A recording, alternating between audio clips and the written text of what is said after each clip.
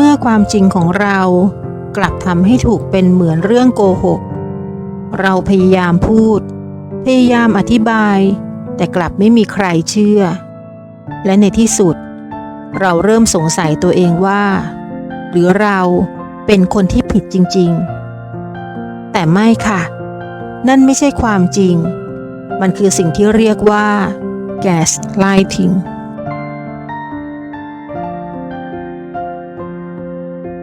gaslighting คำนี้มีที่มาจากภาพยนตร์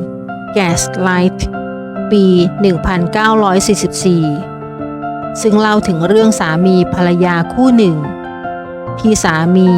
ค่อยๆปรับเปลี่ยนสิ่งเล็กๆน้อยๆในบ้านแล้วก็ปฏิเสธทุกครั้งที่ภรรยาทักจนเธอเชื่อว่าตัวเองกำลังเสียสติเข้าใจคำว่า gaslighting แบบง่ายๆก็คือมันเป็นความสัมพันธ์ที่เป็นพิษรูปแบบหนึ่งเป็นการควบคุมจิตใจเชิงจิตวิทยาเป็นพฤติกรรมที่แอบแฝงและส่งผลเสียต่อสุขภาพจิตอย่างรุนแรงโดยที่เราไม่รู้ตัวหรือการบิดเบือนความจริงเพื่อควบคุมอีกฝ่ายให้เกิดความสับสนในตนเองสูญเสียความมั่นใจและไม่แน่ใจในตัวเองอีกต่อไปคนที่ทำแบบนี้อาจจะไม่ได้ตะโกนเสียงดังแต่เขาจะพูดด้วยเสียงเบาๆซ้ำๆด้วยคำพูดที่ค่อยๆกลั่นกร่อนความมั่นใจของอีกฝ่ายจนวันหนึ่งคุณเริ่มไม่แน่ใจอีกต่อไปว่าความจริงมันคืออะไรกันแน่เช่นเธอจำผิดเธอคิดไปเอง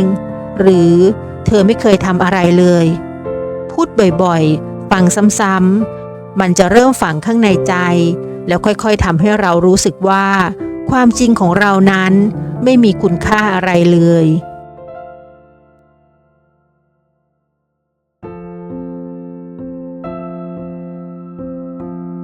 Gaslighting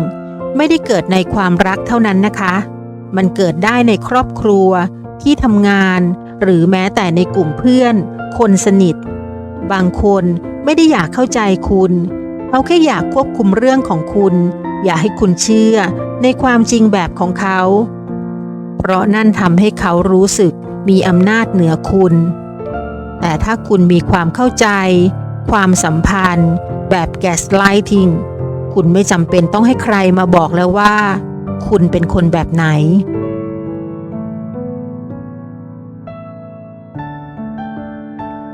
จากบางสถานการณ์ของตัวฉันเอง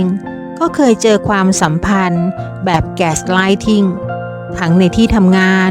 หรือเคยเกิดเรื่องแบบนั้นค่ะกับคนสนิทใกล้ตัวด้วยซ้ำเขามักพูดในสิ่งไม่เป็นความจริงหรือตรงกันข้ามกับความเป็นจริงตลอดเช่นเธอทอดทิ้งไม่เคยดูแลแม่ของเธอเลยนะทั้งที่ความเป็นจริงและหลายคนก็เห็นว่าฉันเหนื่อยและทำงานหนักเลี้ยงดูครอบครัวกลับบ้านทุกครั้งที่ฉันทำได้ดูแลแม่และครอบครัวเป็นอย่างดียามไกลกันฉันก็โทรคุยวิดีโอคอลกับแม่นะคะบ่อยๆแล้วก็คุยทุกวันเลยช่วยดูแลท่านทุกๆเรื่องตั้งแต่ค่าใช้จ่ายค่าอาหารไปจนถึงพาไปหาหมอไม่เคยปล่อยให้ท่านอยู่เพียงลำพังเลยค่ะหรือบางครั้งเขาก็พูดว่าเมื่อเธอกลับมาอยู่กับแม่แล้วก็ไม่เห็นทำอะไรเลยทั้งที่ความเป็นจริงแล้วฉันตื่นขึ้นมาก็ทำทุกอย่างเลยค่ะทำอาหารทำงานบ้านดูแลทุกคนจัดการแก้ปัญหาทุกอย่างเหนื่อยจนแทบไม่เหลือเรี่ยวแรงและก็ไม่มีเวลาเป็นของตัวเองเลยซึ่งตอนนั้นฉันก็รู้นะคะว่าฉันไม่ได้ทำผิดอะไรเลยแต่คำพูดเหล่านั้นมันก็แค่ทำให้ฉันรู้สึกรำคาญกับความพยายามของเขาที่พยายามจะยัดเยียดความผิดให้กับฉันก็เหนื่อยที่ต้องมานั่งอธิบายในสิ่งที่ฉันรู้ดีอยู่แล้วว่าอะไรมันคือความจริงและฉันก็ไม่ได้ทำอะไรผิดเลยและฉันก็ไม่ยอมปล่อยให้คำพูดพวกนั้นเข้ามากัดกินในใจของฉันหรอกนะคะฉันยังคงเข้มแข็งพอที่จะไม่หลงไปกับคำพูดเหล่านั้นฉันไม่ยอมปล่อยให้ฉันต้องเปลี่ยนกายเป็นคนซึมเศร้าหรือเริ่มนั่งโทษตัวเองอย่างที่หลายคนเผลอเป็นไปค่ะเพราะฉันรู้ว่า การเชื่อในความจริงของตัวเองคือเกราะป้องกันที่แข็งแรงที่สุดแล้ว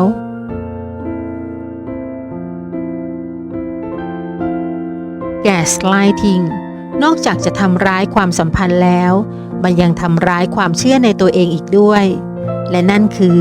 สิ่งที่เราจะต้องปกป้องให้ดีที่สุดเลยค่ะสิ่งที่ช่วยฉันได้ในเวลานั้นก็คือการเชื่อมั่นในความจริงของตัวเองและหยุดเชื่อในคำพูดของเขาฉันเลือกที่จะเชื่อในสิ่งที่ฉันเห็นและรู้สึกจริงๆเท่านั้นค่ะและถ้าคุณกำลังตกอยู่ในความสัมพันธ์แบบ Gaslighting ลองใช้วิธีเหล่านี้จัดการรับมือดูนะคะคุณควรตั้งขอบเขตที่ชัดเจนค่ะแสดงออกไปเลยถึงความต้องการที่ชัดเจนของคุณและปกป้องพื้นที่ของตัวคุณเองค่ะหยุดเมื่อรู้ว่าถูกบิดเบือนความจริงไม่ต้องพยายามหาคำอธิบายต่อคนที่ไม่ได้อยากฟังเรื่องจริงจากคุณค่ะบันทึกความจริงของตัวเองไว้เขียนสิ่งที่เกิดขึ้นจริงเพื่อย้ำเตือนใจเราว่าเราไม่ได้คิดไปเองหาคนที่เชื่อในตัวเราพูดคุยกับเพื่อนไม่ต้องมากหรอกค่ะแค่คนหรือ2 คนก็พอที่เห็นเราในแง่ความจริงหรือพูดคุยกับครอบครัวแต่ถ้าคุณยังรู้สึกแย่รู้สึกสับสนให้ปรึกษาผู้เชี่ยวชาญด้านสุขภาพจิตจะดีที่สุดเลยค่ะพิจารณายุติความสัมพันธ์หากการกระทำยังดำเนินต่อไปและมันส่งผลกระทบต่อสุขภาพจิตของเราให้ถอยออกจากความสัมพันธ์ที่เป็นพิษนั้นค่ะ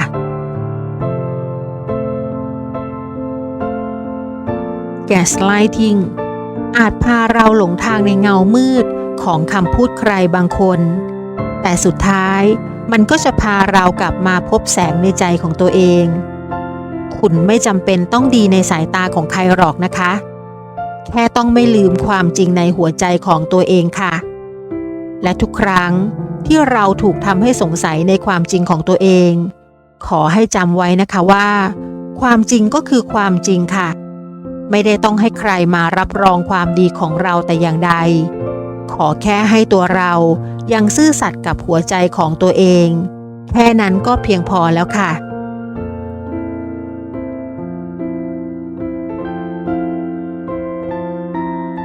ขอบคุณทุกท่านที่อยู่ด้วยกันจนจบนะคะอย่าลืมกดไลค์แชร์หรือส่งคลิปนี้ให้ใครสักคนที่อาจกำลังสับสนในความจริงของตัวเองอยู่ในขณะนี้ค่ะแล้วเข้ามาพูดคุยแบ่งปันกันได้ที่คอมเมนต์นะคะแล้วพบกันใหม่ในคลิปหน้าค่ะจากใจฉันพี่แอปเปิล Now or Never TH สุขสงบและเติบโตไปด้วยกันนะคะ